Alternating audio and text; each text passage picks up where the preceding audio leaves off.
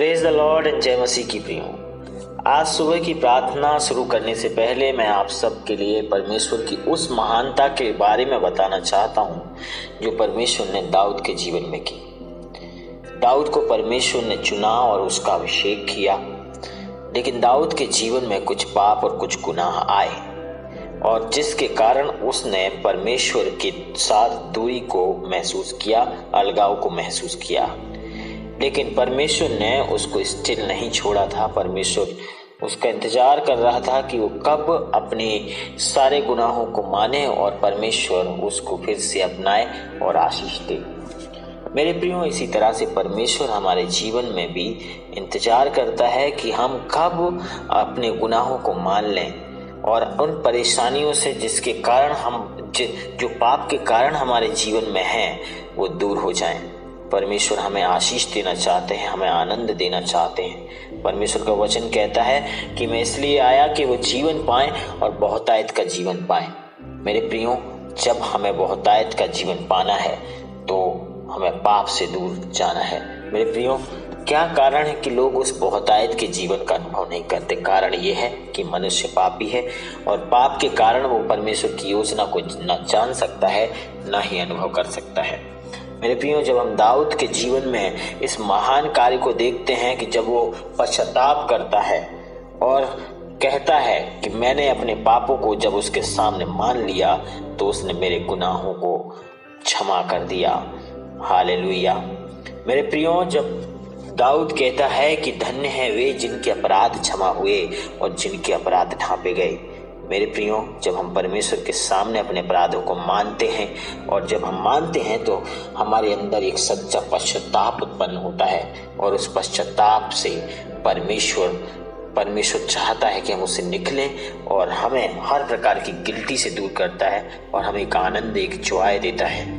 और वो इसलिए दाऊद कहता है कि धन्य है वे जिनके पाप क्षमा हुए और जिसके पाप क्षमा हो जाते हैं वो स्वर्ग के राज्य का भागी हो जाता है।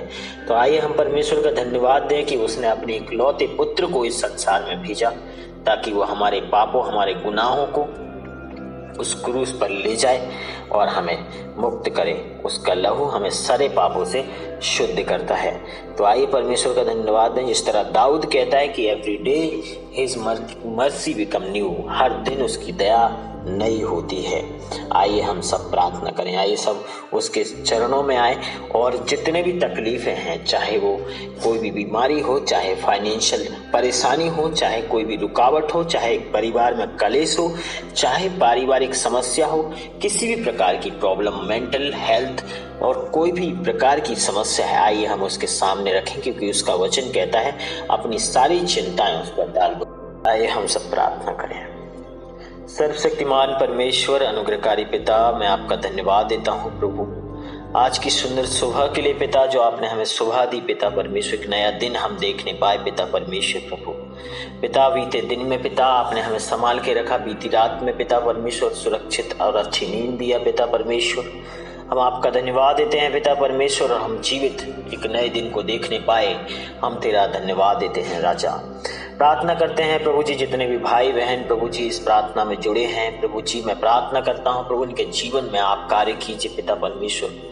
प्रभु जी, इनके जीवन में अगर किसी भी प्रकार की परेशानी, किसी भी प्रकार के रोग हैं, किसी भी प्रकार की बीमारी है, चाहे किसी प्रकार की फाइनेंशियल तकलीफ है, मेरी प्रार्थना है खुदाबंद परमेश्वर इनको छू ले, इनको टच कर, इनको चंगाई दे पिता परमेश्वर। प्रभु जी, प्रार्थना करते हैं पिता परमेश्वर, जो भी हृदय से दुखी पाए जाते हैं, मेरी प्रार्थना है खुदा उनके जीवन में काम करें खुदाबंद परमेश्वर प्रभु। जब प्रभु जी आज सुबह के दिन में पिता परमेश्वर हमने आपके वचन पर मनन किया पिता परमेश्वर प्रभु जी, हम आपका धन्यवाद देते हैं उस वचन के अकॉर्डिंग प्रभु जी। जब दाऊद प्रभु परमेश्वर जब आपके विरुद्ध गुनाह किया, उसने पाप किया प्रभु, उसने अपने आप से प्रभु आपको दूर पाया पिता परमेश्वर। मैं प्रार्थना करता हूँ पिता परमेश्वर प्रभु जी, जब उसने अपने पापों को माना तो मेरे खुदाबंद वो आप उसके पास आए, उसके करीब आए और आपने उसके पापों को क्षमा किया। और जब वो कहता है कि धन्य है वे जिनके अपराध क्षमा हुए, मेरे खुदाबंद प्रार्थना करता हूँ जितने भी भाई, जितने भी बहन पिता परमेश्वर,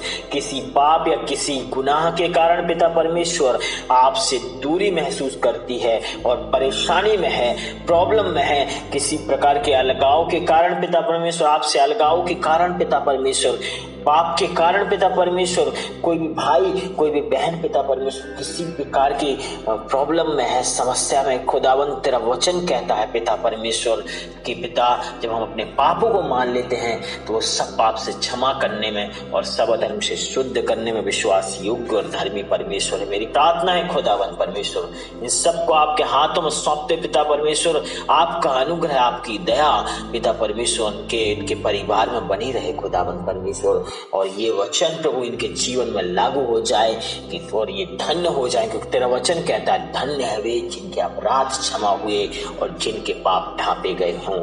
मेरे खुदावन, मेरी प्रार्थना है खुदावन इनके जीवन में प्रभु जी, अगर प्रभु जी कोई भी फाइनेंशियल परेशानी से जूझ रहा है, मेरी प्रार्थना खुदावंद परमेश्वर उनके संग साथ हो लीजिए प्रभु, इनको आशीष दीजिए यीशु के सामर्थी नाम में।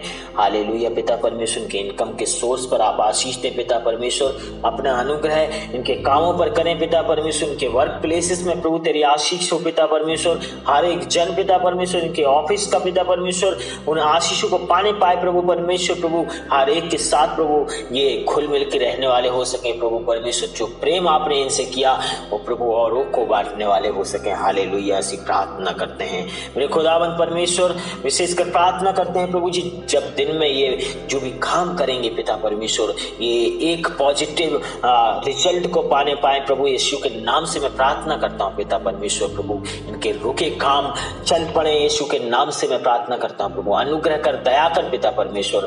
धन्यवाद देते हैं प्रभु, तूने प्रार्थना को सुना है पिता परमेश्वर, प्रभु सारा आदर, सारा गौरव, सारा जलाल प्रभु यीशु मसीह आपको देते हैं पिता परमेश्वर।